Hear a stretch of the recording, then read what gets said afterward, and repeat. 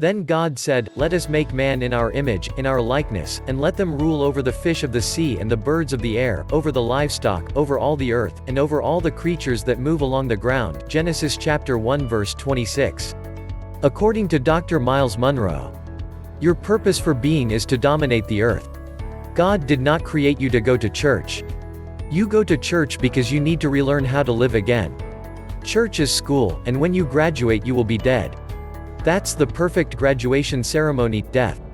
Then you finally will come back to who you really are. You were created to dominate the earth.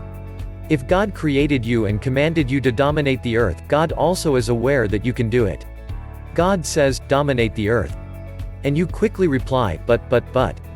Still God says, "Dominate the earth. I have created you to dominate the earth. I demand that you control, rule, govern, dominate, subdue, and subject this planet." God wouldn't have made that demand if you couldn't do it. He wired you to dominate this planet.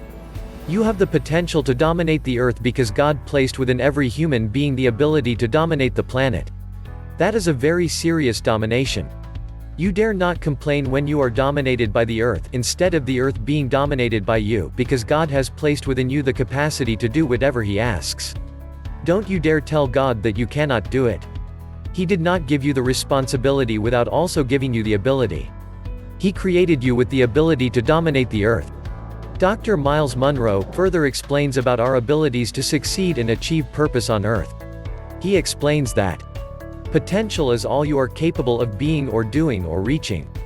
You haven't done it yet, but you can do it. Thus, when God tells you to dominate the earth, He is pointing to a potential that lies deep within you. Although it sounds simple to say that you have the potential to dominate the earth, that fact is a salvation to happiness. It is a blessing to know that God would never demand it if you couldn't do it. God has placed in you the ability to dominate the planet. Therefore you can overcome anything that seeks to keep you bound. You can overcome every habit because God has clearly stated that you can. Isn't that amazing? That's a blessing. You are not involved in a hopeless fight. Oh, hear me if you are suffering a habit. The fact that God says do it, is a joy. You can beat it. Some of you have resolved that you are hooked for life. That's a lie. God gave you authority over that habit when He demanded that you rule the earth. Don't walk around with the hopeless idea, "I'll always be an addict. I'll always be an alcoholic. I'll always be like this." God has placed within you the ability to dominate everything. It is there. It is in you. The problem isn't that you can't control your habit, the problem is that you won't. People say, "I know I shouldn't be doing this." In reality that means, "I don't want to do this. Something is wrong with this but I can't help myself." I have news for you, good news. It's more, "I haven't decided to stop doing this," than "I shouldn't be doing this." You have what God demands. God will never demand anything He's not already provided for. Whatever God calls forth, He sees. God commanded you to dominate the earth, and the truth is you can.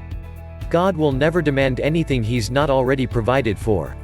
Whatever God calls forth, He sees. Stop being ruled by cocaine or marijuana. Don't be the victim of alcohol and money. They are all but leaves from the trees that we are supposed to be dominating. Don't allow yourself to be at the beck and call of a little bottle that says, "Come here, come drink me." Don't allow yourself to be controlled by leaves from Colombia.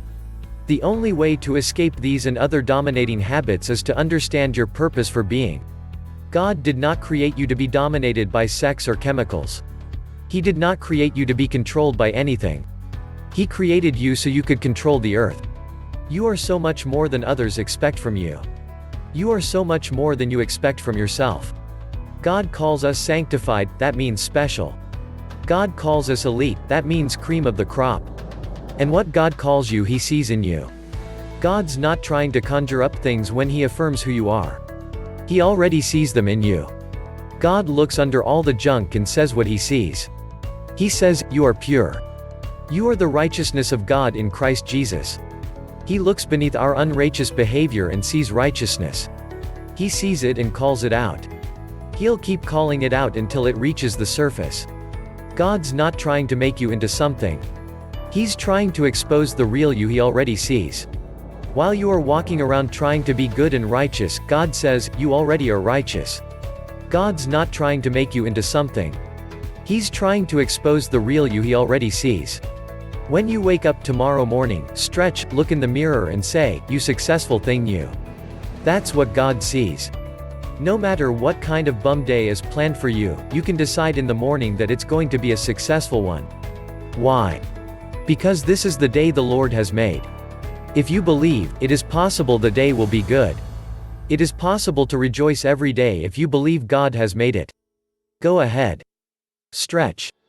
Look at the success that is just waiting to happen.